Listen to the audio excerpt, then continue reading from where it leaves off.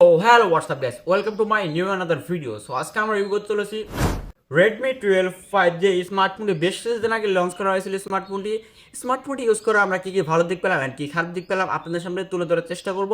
আপনার বাজেট যদি 18,000 টাকা হয়ে থাকে তাহলে আপনি ভিডিওটি ফুল কন্টিনিউ করতে থাকুন। কথা নয়, ফার্স্টে আমি ফোনটি আমরা স্পেক নিয়ে কথা বলা যাক। কথা বলতে পাচ্ছেন Qualcomm Snapdragon 4 Gen 2, যেটা কিনা একটা 5G প্রসেসর, যেটাকে 4 ন্যানোমিটার আর্কিটেকচারের একটা অক্টাকোর প্রসেসর, যেটা কিনা Qualcomm নিজেই ম্যানুফ্যাকচার করেছে। স্মার্টফোনটি যদি আমি গেমিং পারফরমেন্সের কথা বলি, ফ্রি ফায়ার হাই গ্রাফিক্সে অনায়াসে খেলতে পারেন। যদি পাবজি খেলতে চান অনায়াসে 45 MB অনায়াসে খেলতে পারবেন এইচডি ফ্রেম রেটে। তার আন্তত স্কোর প্রায় 4,40,000 মতো পাবেন। বেশি একটা ওভারেটিভ পাবেন না, মোটামুটি স্টেবল পারফরমেন্স পাবেন, যেটা কিনা ডেইলি লাইফ ইউজ করার জন্য খুবই স্টেবল। ডিসপ্লের কথা বলি 6.7 ইঞ্চি full HD plus 90 hertz refresh rate একটা ডিসপ্লে। যে ডিসপ্লেটি ইউজ করতে কোনো ধরনের সমস্যা করতে হবে না আশা করা যায়। পাঁচটা দেখতে পাচ্ছেন বেশ তারা নেরো রাখা অ্যান্ড ছোটো রাখার চেষ্টা করে। চিম ভেজেল কথা যদি বলি আর একটু নেরো রাখলে অনেক ভালো হতো। সানলাইট ইউজ করতে কোনো ধরনের প্যারা খেতে হবে না। স্মার্টফোনটি পেয়েছে 550 নিটস পিক ব্রাইটনেস, যেটা কিনা সানলাইট ইউজ করতে গিয়ে সমস্যা হবে না। ব্রাইটনেস একটু ঘাটতি রয়েছে, এটা যদি 800 নিটস অ্যান্ড 900 নিটস ব্রাইটনেস থাকতো ইউজ করতে গিয়ে আরও কমফোর্টেবল ফিল হতো। বিল কোয়ালিটির যদি কথা বলতে পেরেছেন প্লাস্টিক বডি ফ্রেম, পিছনে দেখতে পাচ্ছেন গ্লাস। এটা কোন ধরনের গ্লাস ব্যবহার করা হয়েছে একটা নিয়ে কোনো শোটিং তথ্য পাইনি। এটা হালকা একটু কাস্টমার লাগলে স্ক্র্যাচ পড়ে যাওয়ার সম্ভাবনা রয়েছে। 3.5 হেডফোন জ্যাক, যেটা কিনা বেশ উপরে।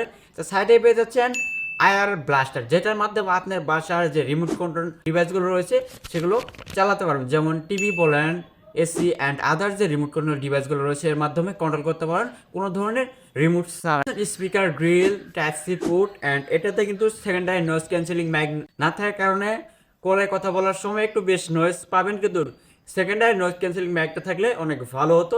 এছাড়াও এটা কোনো ডুয়েল স্টেরিও স্পিকার সাপোর্ট নেই। ডুয়েল স্টেরিও সাপোর্ট হলে বেশ সাউন্ড লাউড অ্যান্ড ক্লিয়ার পাওয়া যায়, যার কারণে ইউজ করতে বেশ কমফোর্টেবল ফিল অ্যান্ড অনেক হ্যান্ড ফিলিং অ্যান্ড মজা পাওয়া যায়। স্মার্টফোনটি সফটওয়্যার এক্সপিরিয়েন্স নিয়ে কথা বলা যায়, এটা রয়েছে MIUI 14 and best on Android 13 ওপর রান করতেছে। 2025 সালে অবশ্যই স্মার্টফোনটি কিনার।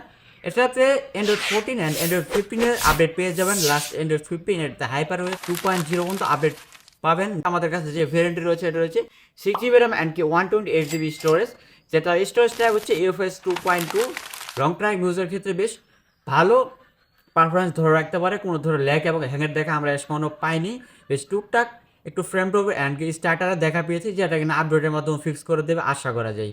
র্যামের ক্যাটাগরি হচ্ছে LPDDR4X অ্যান্ড বেশ মাল্টিটাস্কিং ক্ষেত্রে কোনো ধরনের সমস্যা পড়বে না। বেশ 5 থেকে 6টা ব্যাকগ্রাউন্ডে রেখে বেশ ভালোভাবে স্মার্টফোনটি রানিং করতে পারে, বেশ কোনো ধরনের সমস্যা না। বেশিরভাগ 8 থেকে 10টা অ্যাপ যদি আপনি ব্যাকগ্রাউন্ডে রাখুন এই ক্ষেত্রে বেশ বেশি স্মার্টফোনটা ব্যাটারি ড্রেন করে ফেলবে অ্যান্ড অপারেটিং হওয়ার সম্ভাবনা থাকে। এখানে ক্যামেরা সেটআপ যদি কথা বলি, এখানে পেয়েছেন দুইটি ক্যামেরা সেন্সর। একটা হচ্ছে 50 মেগাপিক্সেলের মেন সেন্সর, যেটা একটা 1.8 অ্যাপারচারের স্যামসাংয়ের একটা ক্যামেরা সেন্সর।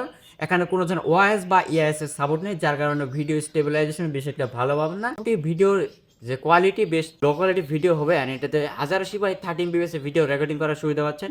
এই প্রসেসরের অনায়াসে 4K and 1080x16 video recording করার সাপোর্ট রয়েছে। কিন্তু ফ্রন্টে পেয়ে যাচ্ছেন 8 মেগাপিক্সেলের সেলফি ক্যামেরা, যেটা যদি 30 মেগাপিক্সেল বা 16 মেগাপিক্সেল হতো এর থেকে বেটার ডিটেলস পাওয়া যেত, যার মাধ্যমে ছবির কোয়ালিটি আর একটু ইমপ্রুভ হয়ে যেত। অ্যান্ড এটাতে ফ্রন্ট ক্যামেরায় ভিডিও রেকর্ডিং করতে পারবেন 1080x13 যেটাতে কোনো কোয়ালিটি বেশ একটা ভালো হবে। অ্যান্ড কি ডে লাইট এবং লো লাইটে কেমন ভিডিও কোয়ালিটি আসে, নয়েসের দেখা পেয়ে যাবেন, যেখানে কিনা শার্পনেস অ্যান্ড ডিটেলসের ঘাটতি থাকবে। মেন ক্যামেরা স্মার্টফোনটি থেকে ফটো তোলার মোটামুটি ফটো অ্যান্ড ন্যাচারাল বলবানাটাকে মোটামুটি একটু ভিভিড অ্যান্ড আরেকটু ভিভিড থাকতো, ফটোগুলো বেশ ভালো হতো, যার কারণে ফটোগুলো সুন্দর দেখা যেত। বেশ ফটোগুলো বেশ বেশি একটা ভিভিড না, ন্যাচারালও না, একটু ওয়ার্ম টোন, বেশ ছবিগুলো জুম করেও ইউজ করা সম্ভব, যার মাধ্যমে মোটামুটি ভালো ডিটেলস ধরে রাখতে পারে। যার কারণে হোয়াইট ব্যালেন্স বলেন অ্যান্ড কি ডায়নামিক রেঞ্জ বলেন অ্যান্ড শ্যাডোয়ের কথা বলেন, ডায়নামিক রেঞ্জ মোটামুটি ভালোই ধরে রাখতে পারলেও বেশ বেশিরভাগ ডায়নামিক রেঞ্জের ক্ষেত্রেই বেশ ব্যাকগ্রাউন্ডে বেশি হোয়াইট বা শ্যাডো করে ফেলে, যা বেশি একটা ভালো দেখা যায় না। প্রাইস সেমিটিতে ক্যামেরা সেটআপ নিয়ে বেশি একটা ভালো প্রোভাইড করা হয়নি, এখান থেকে একটু ভালো ক্যামেরা প্রোভাইড করলে ভালো হতো। আর এই স্মার্টফোনটি কাদের জন্য বেস্ট হতে পারে, যারা কিনা বেশ ভালোভাবে গেমিং করতে চান অ্যান্ড গেমিং করতে গিয়ে কোনো ধরনের সমস্যা পড়তে পারেন, স্মার্টফোনটি তারা চয়েস করতে পারেন। বেশ ভালো